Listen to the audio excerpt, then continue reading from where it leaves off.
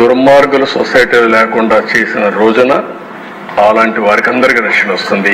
అదే నా ఆలోచన. నా జీవితంలో రెండో విషయం కూడా మీకు చెప్తాను. పాదయాత్ర చేసినప్పుడు అనకాపల్లికి వచ్చాను.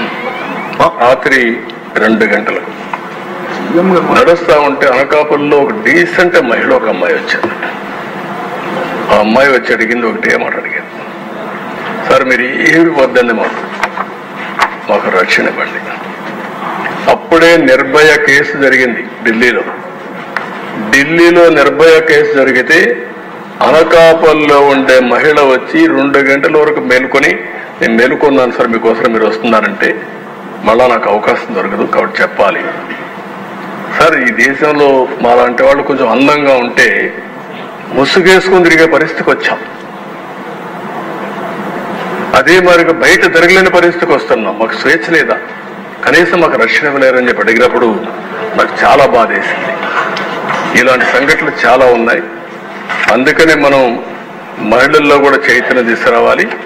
అదే సమయంలో సంస్థల పైన కూడా మనందరం ఒక పద్ధతి ప్రకారం పనిచేస్తేనే సాధ్యమవుతుంది.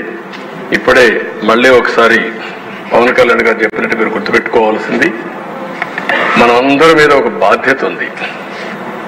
ఒక విధంగా మనందరం మనుషులమే. నాకు జరిగిన అవమానం నన్ను వెంటాడుతూ ఉంటుంది.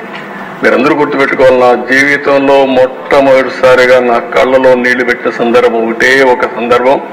అది హౌస్లో నాకు జరిగిన అన్యాయంతో నా జీవితాంతం జ్ఞాపకం ఉంటుంది.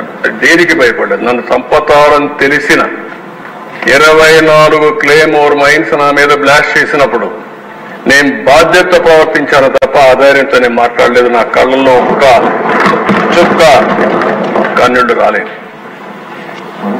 పవన్ కళ్యాణ్ గారు ఎంత విసిగిపోయాడో మీరు చూసుంటారు. ఫ్యామిలీ విషయాలు మాట్లాడుతూ ఉంటే ఒక బాధ్యత కలిగిన ముఖ్యమంత్రి. నేను కూడా మాట్లాడాను. ఇది చూసిన తర్వాత బుద్ధి